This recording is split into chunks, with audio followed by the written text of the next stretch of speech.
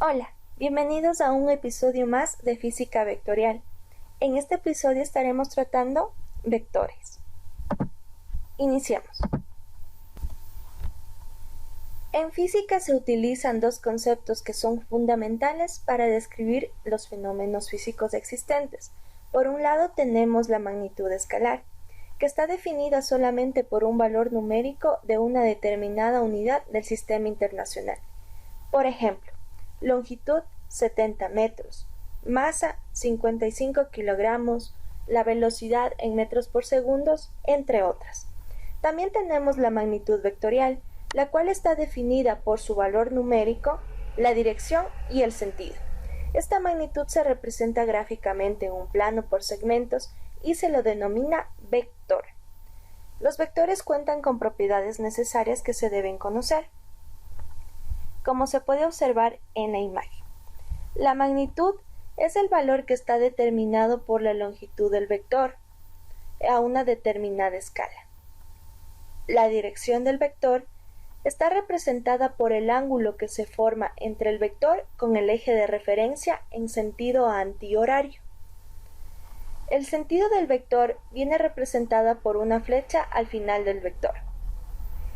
El origen o punto de aplicación es el punto en donde nace el vector y que generalmente se coloca en el origen del plano. La línea de adición es la recta paralela al vector, sobre el cual se puede deslizar libremente. Esto se le representa con líneas entrecortadas. Todo vector se representa con una letra mayúscula, con una flecha sobre ella. El módulo o magnitud se representa únicamente con la letra o con el vector entre líneas de valor absoluto. Las clases de vectores. Existen diferentes clases de vectores de acuerdo a sus propiedades. Uno de los más importantes es el vector unitario, el cual tiene la cualidad que al obtener su módulo el resultado es la unidad. Se obtiene al dividir el vector original para su módulo. Como se puede observar, existen variedad de vectores como el vector libre, deslizante, fijo, vectores iguales, negativos, equivalentes y el nulo. Para representar un vector en el plano de coordenadas rectangulares, se utiliza un par ordenado con sus componentes AX y AY, que son denominadas las componentes del vector, tanto en el eje horizontal X como en el eje vertical Y. Estas componentes del vector resultan de proyectar el vector sobre los ejes X y Y se pueden obtener sus valores aplicando funciones trigonométricas en cualquiera de los triángulos rectángulos que se forman. Por ejemplo, si tomamos el ángulo alfa que forma el vector con el eje positivo X, vemos que al aplicar la función coseno, que es igual a cateto adyacente sobre hipotenusa, tenemos como resultado la componente en X sobre el módulo de A. Despejando la componente X nos da igual al módulo de A por el coseno de alfa. De la misma manera para el seno, que es igual a cateto opuesto sobre hipotenusa, teniendo como resultado que la componente AY es igual al módulo de A por el seno de alfa. Los ángulos directores son aquellos que el vector forma con el eje positivo X y con el eje positivo Y. El ángulo alfa se mide desde el eje positivo X hacia el vector y el ángulo beta se mide desde el eje positivo Y hacia el vector. Esto quiere decir que no es necesario medir los ángulos en el mismo sentido, ya que uno se mide antihorario y el otro de forma horaria correspondientemente.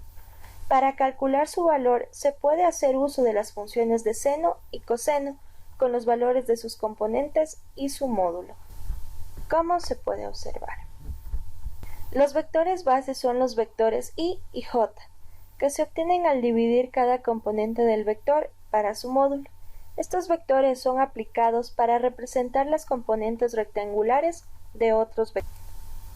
Ahora veremos las formas en las que se puede representar un vector. En primer lugar tenemos la representación en función de su módulo y su ángulo. En este caso el vector se representa por coordenadas polares, por lo que el vector tiene un par ordenado dado por r y θ, donde r representa el módulo del vector y θ el ángulo formado.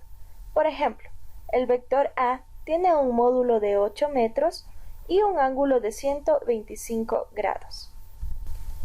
En función a sus coordenadas rectangulares, un vector puede ser representado con un par ordenado en Bx, By de sus componentes rectangulares, las cuales resultan de la proyección del vector sobre los ejes X y Y. Por ejemplo, el vector B tiene una componente en el eje X denominado Bx igual a 4 metros sobre segundos y el valor en Y de su componente es igual a 5 metros sobre segundo.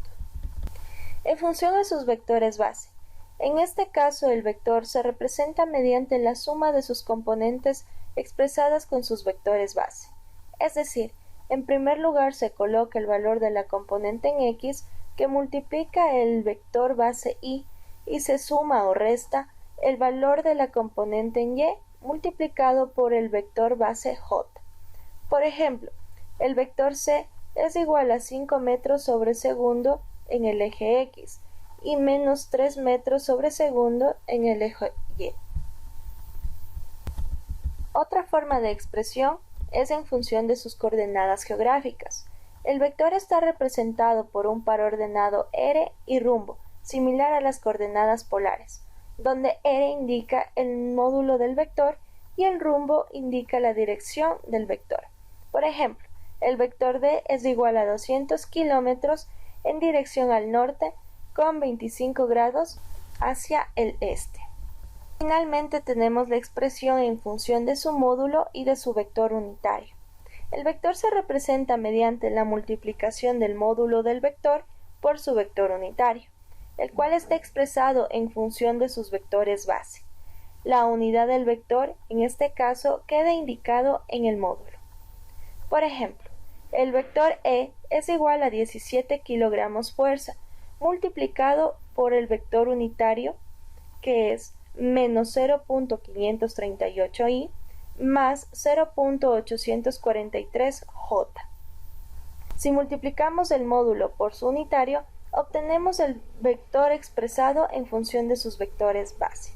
Muchas gracias, por favor no te olvides de dar like y suscribirte a nuestro canal para más contenido. Yeah.